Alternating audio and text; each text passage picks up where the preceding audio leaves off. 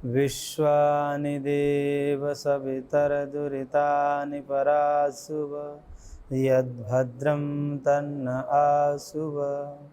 ॐ सहना भवतु सहनौ भुनक्तु सह वीर्यं करवावहै तेजस्विनावधीतमस्तु मा विद्विषावहै। ॐ कृष्णाय वासुदेवाय हरये परमात्मने प्रणतः क्लेशनाशाय गोविन्दाय नमो नमः।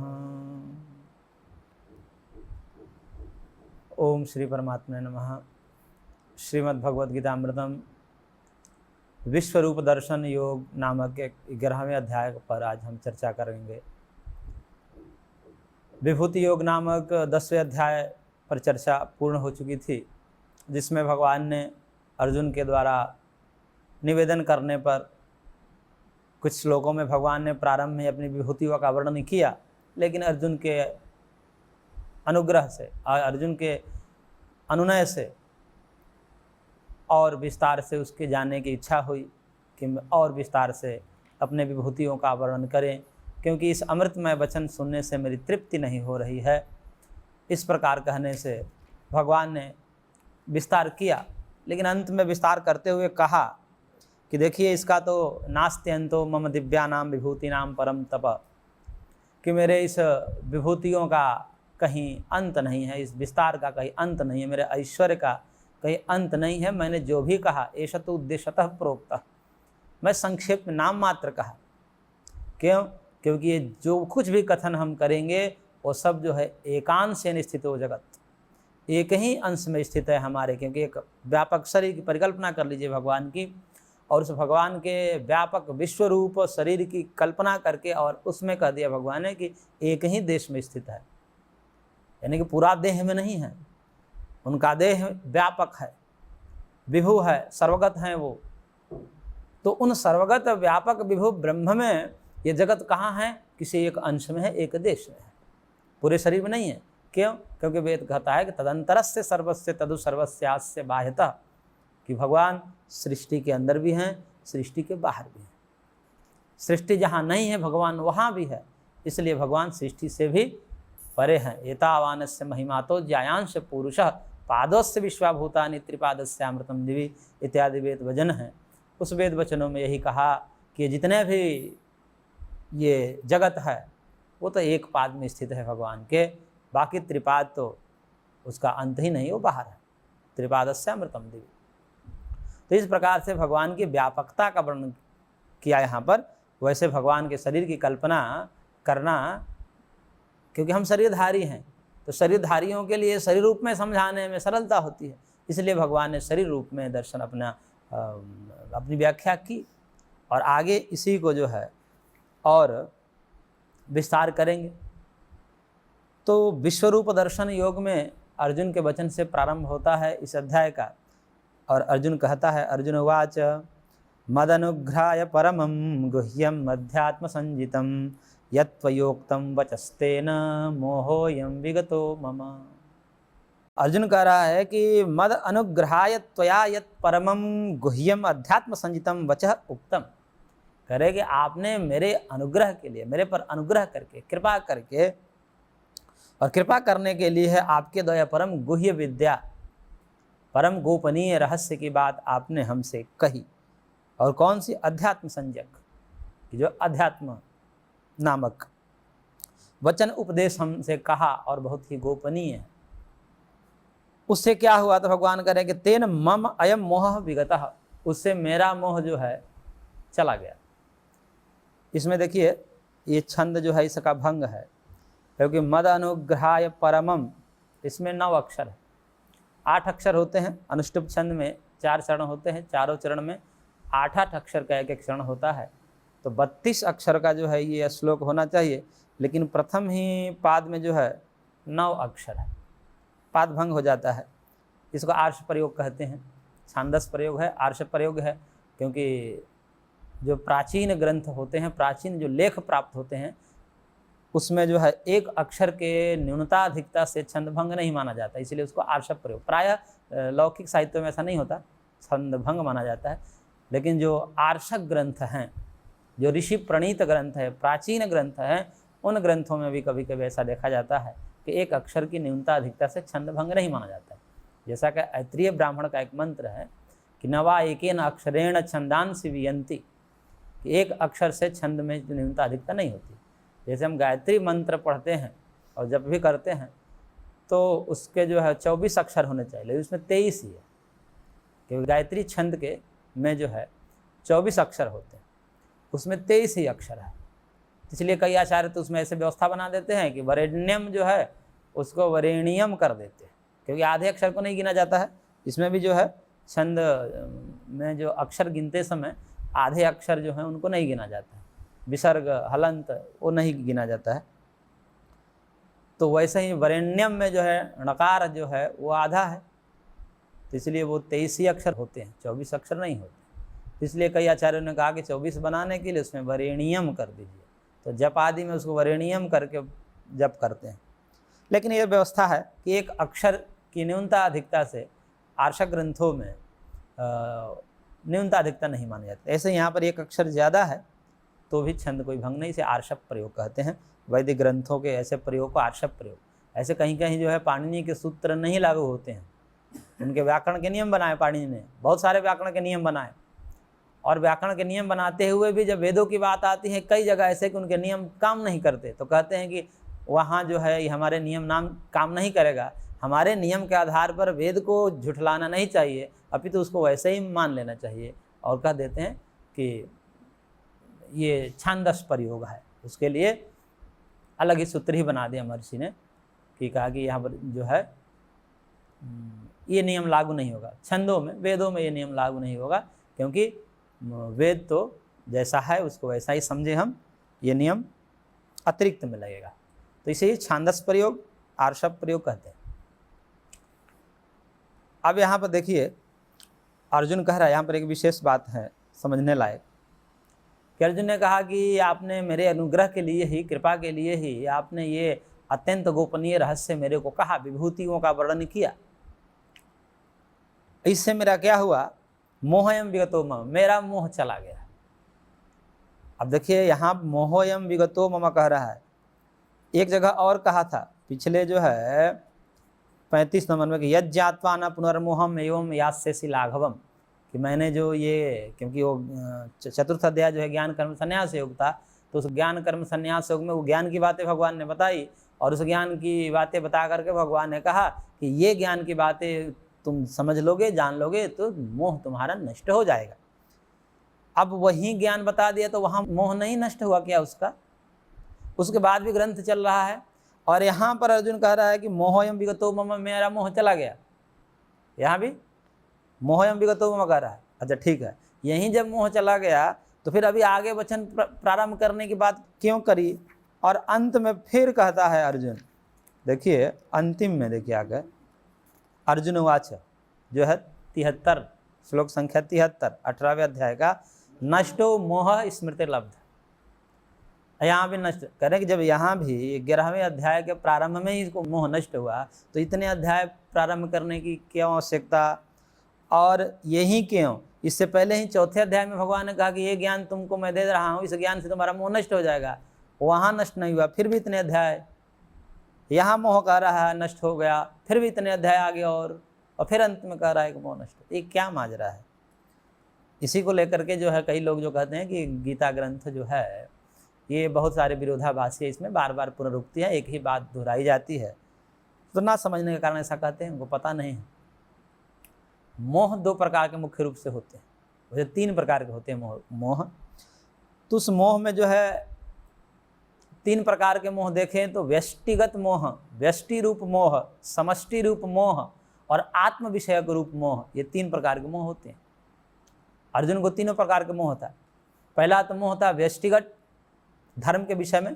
धर्म को 2 भाग में हम जब करते हैं, धर्म विषयक मोह और स्वरूप विषयक मोह, ये 2 हो गया।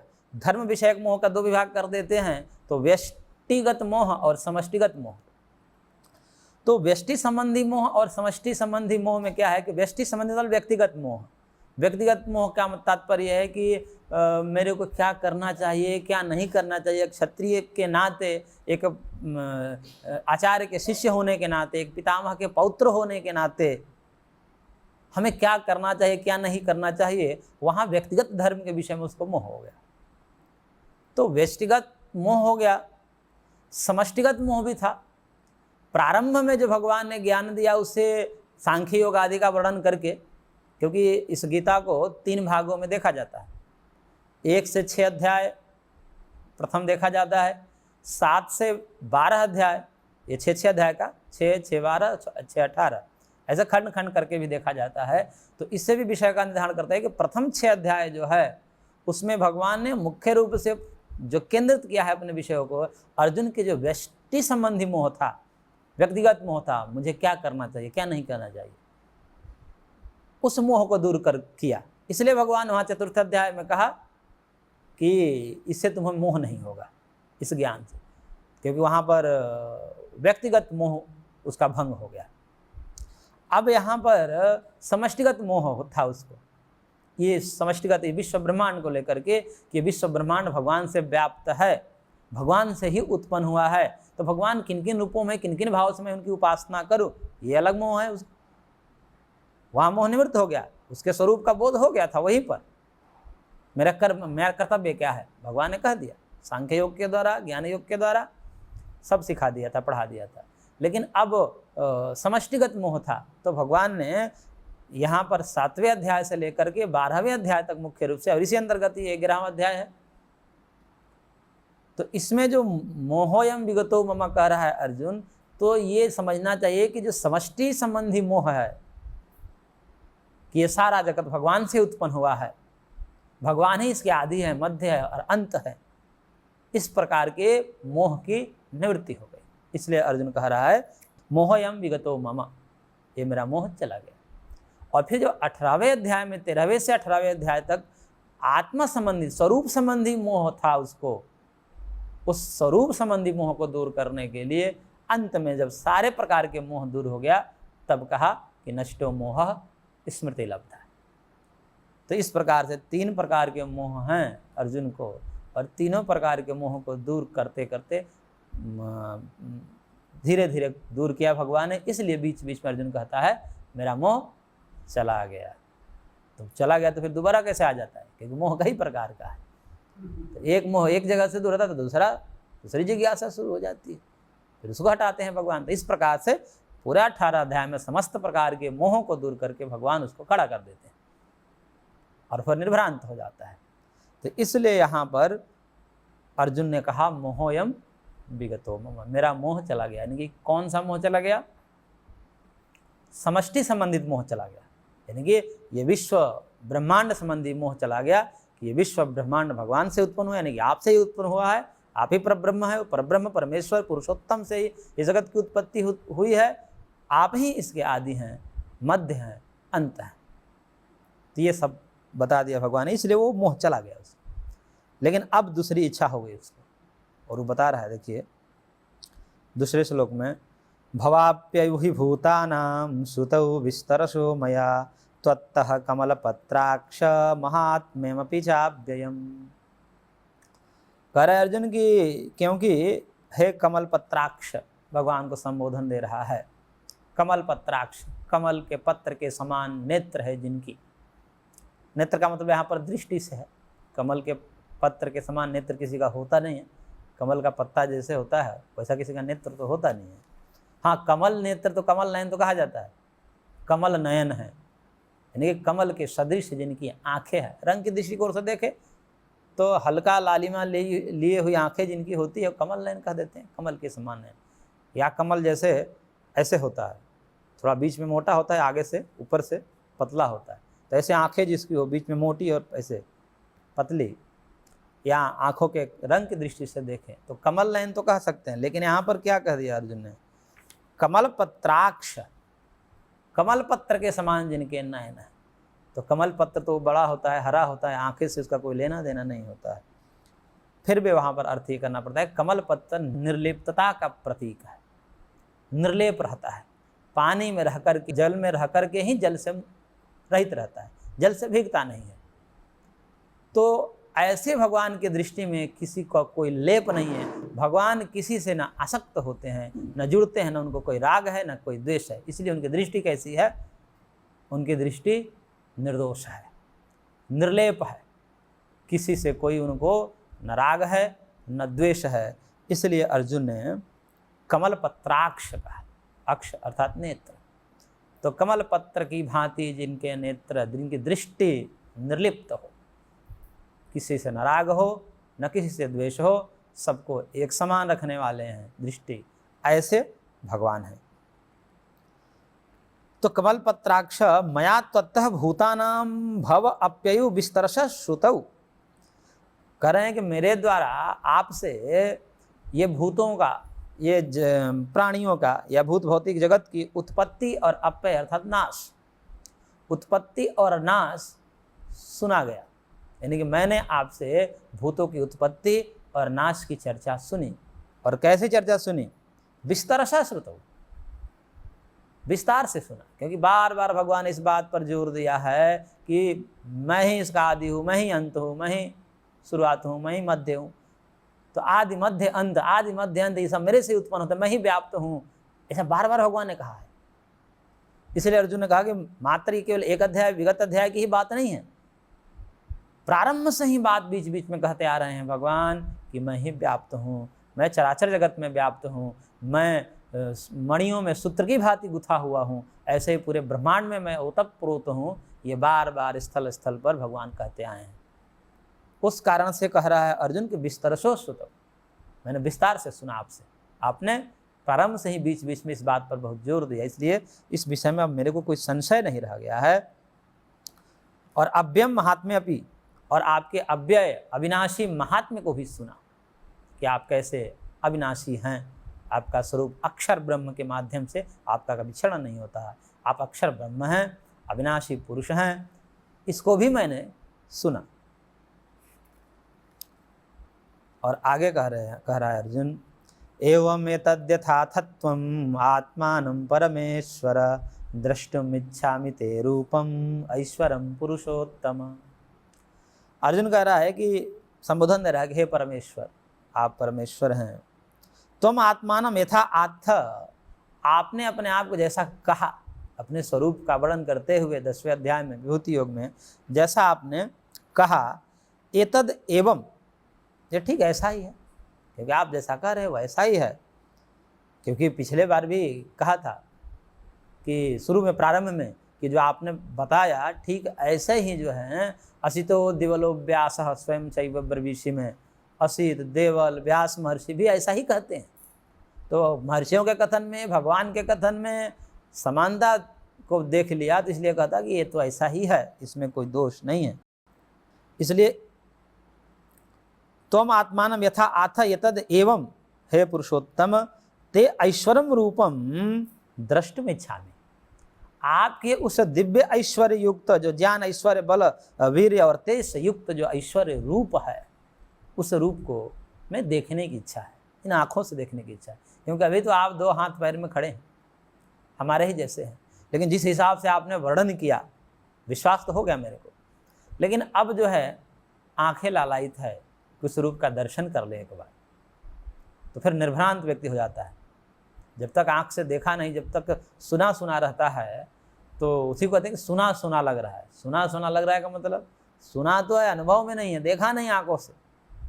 तो आँखों से देखा नहीं है तब तक सुना सुना ही लगता है। तो सुन तो लिया आपसे, विश्वास भी है कि आप जैसा कह रहे हैं वो ठीक ऐसा ही है, परंतु देखने की इच्छा है। देख लो कैसे आप धारण किए हो इस जगत को, कैसे आप प्रलय करते हो, ये सब चीज़ें कैसे आप व्याप्त हो। अभी तो ये जो है हमारे जैसे शरीर, 3.5 हाथ का शरीर लेकर खड़े हो, अब इसमें जो है कैसे समस्त जगत को व्याप्त किए हो, समझ में नहीं आ रही। थोड़ा दिखा दो, विश्वास हो जाओ। हालांकि विश्वास तो है उसको, अर्जुन को, लेकिन देखने की इच्छा है। इसलिए कहा कि द्रष्टुमिच्छामि ते रूपम, आपके उस दिव्य ऐश्वर्य वाले रूप को मैं देखना चाहता हूँ। फिर अनुनय करता है अर्जुन, क्योंकि अधिकार पूर्वक बोल नहीं सकता, गुरु हैं भगवान।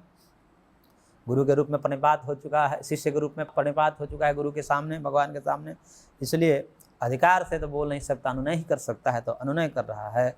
मन्यसि यदि तच्छक्यं मया द्रष्टुम् इति प्रभो योगेश्वर ततो मे त्वं दर्शयात्मानमव्ययम्।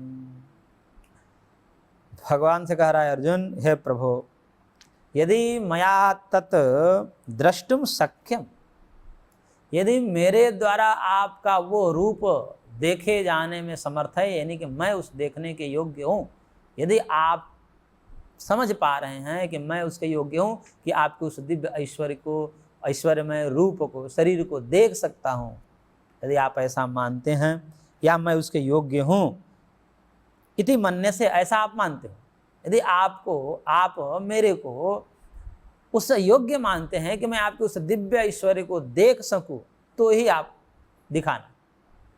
आपसे अनुनय है कि यदि आप मेरे को योग्य समझ रहे हैं तो हे योगेश्वर कहा कि आप त्वम आत्मानम अव्यम रूपम में दर्शय, आपका जो अव्यय दिव्य रूप जिससे सारा जगत कैसे उत्पन्न होता है, कैसे धारण होता है, कैसे लीन होता है, वह दिखा दीजिए। यदि मेरे को आप योग्य समझते हो तो दिखा दीजिए कृपा करके, ऐसा अर्जुन ने कहा।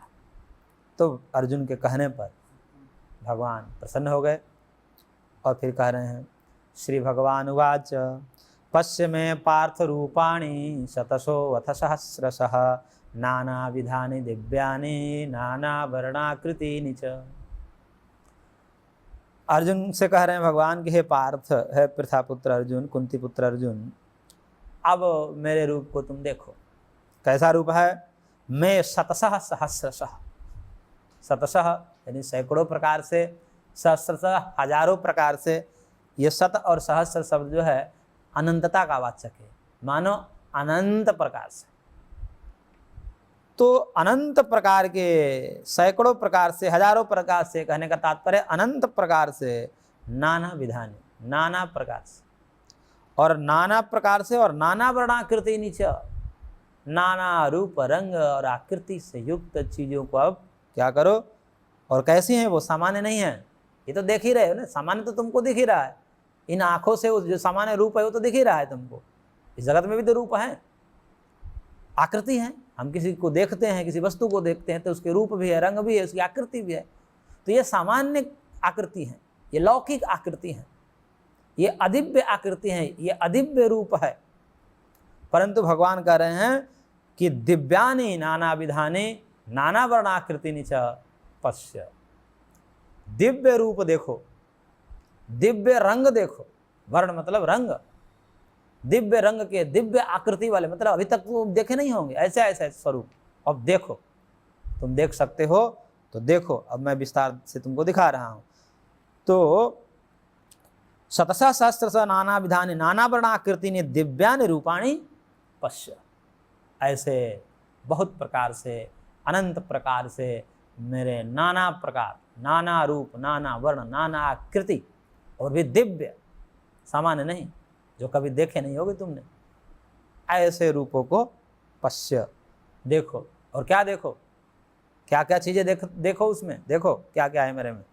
तो भगवान कह रहे हैं, पश्यादित्यान वसून रुद्रान अश्विनौ मरुतस्तथा बहुन्यदृष्ट पूर्वाणि पश्याश्चर्याणि भारत। हे भारत, कह रहे हैं कि आदित्यान, 12 आदित्यों को देखो, और फिर क्या, वसून, 8 वसुओं को देखो, रुद्रान, 11 रुद्रों को देखो, अश्विन, 2 अश्विनी कुमारों को देखो, मरुतः 49 मरुदगणों, जो 7-7 के गण हैं, उन 49 मरुदगणों को पश्य, देखो। बृहदारण्यक उपनिषद में भी और महाभारत इत्यादि पुराणों में भी इन सब के वर्णन आते हैं, आदित्य, वसु और रुद्र आदि का, वहाँ देख लेना चाहिए। तो कह रहे हैं कि इन सबको देखो, आदित्यान वसून रुद्रान अश्विनौ मरुतस्तथा, इन सारों को देखो। और कैसे? तो कह रहे हैं कि बहुनी अदृष्ट पूर्वाणी आश्चर्याणी, ये बहुत से जो है ये गण हैं, समुदाय हैं, ये सब जीव जंतु हैं, योनियाँ हैं, सब देखो मेरे अंदर। और कैसे हैं? अदृष्ट पूर्वाणी, पूर्व में किसी ने नहीं देखा, पूर्व में ऐसा किसी ने नहीं देखा, न मैंने किसी को दिखाया। ऐसे रूप को मैं तुम्हारे सामने दिखा रहा हूँ, देखो ये सब। तो अदृष्ट पूर्वाणी, पूर्व में नहीं देखे गए हैं ऐसे, कैसे हैं वो? आश्चर्याणी, आश्चर्य करोगे तुम देख करके, क्या है? क्योंकि विचित्र चीज़ देखेंगे कि भाई एक अलौकिक ही लोक, ऐसा लोक जो है, अभी आगे बताएंगे, फिर डर जाएगा अर्जुन, ये क्या है ये सब, ऐसे ये अलग ही है। जैसे कहते नहीं कि भगवान शंकर के विवाह में ऐसे ऐसे जीव जंतु गए थे वहाँ पर कि सब बेहोशी पड़ जाते थे। करेंगे सामान्य रूप से तो देखा कि भाई एक पैर वाला, ये दो पैर वाला, एक सिर वाला, ऐसे ऐसे लोग। वहाँ कोई देख ले कि दो सिर वाला, किसी का पेट ऊपर है और मुंडी नीचे है, ऐसा देख ले। किसी का पैर ही नहीं है, किसी का है तो पैर ही पैर दिख रहा है, पेट ही पेट दिख रहा है, ऐसा देख ले तो क्या होगा? भाई आश्चर्य ही होगा।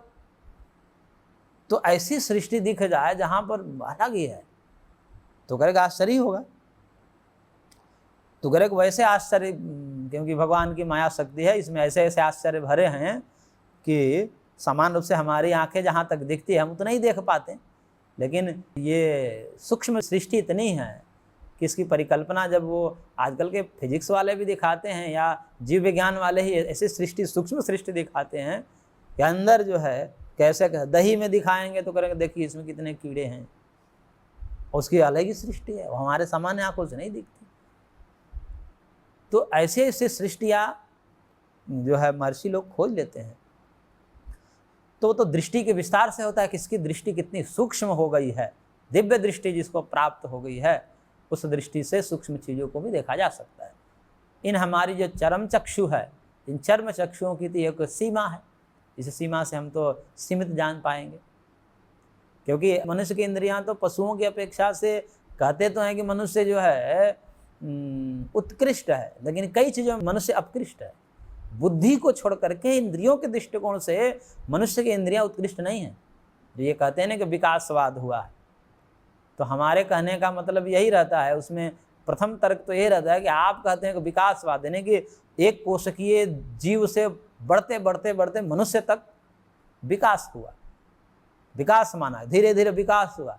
तो भाई विकास कैसे होता है? विकास सब चीज़ में होगा, इंद्रियों में भी तो विकास हुआ होगा, आँख में, कान में, जिह्वा में, नासिका की सूंघने की शक्ति में, इनमें भी तो विकास होगा। और मनुष्य है यानी कि एक कोशिकीय जीव से बढ़ते बढ़ते ये जो है अमीबा से कहते हैं, फिर मनुष्य, फिर पहले जलीय हुआ, फिर थलचर आया, ऐसे होते होते और मनुष्य बना। तो मनुष्य क्या है? सबसे उत्कृष्ट है।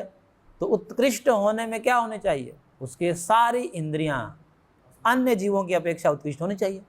लेकिन यहाँ तो देखा जाए तो आँख ही एक ले लीजिए, वो आँखें मनुष्य की आँखों से भी तेज पशुओं की आँखें, पक्षियों की आँखें, गिद्ध, कबूतर इत्यादि ऐसे पक्षी हैं, इनकी आँखें बहुत तेज हैं।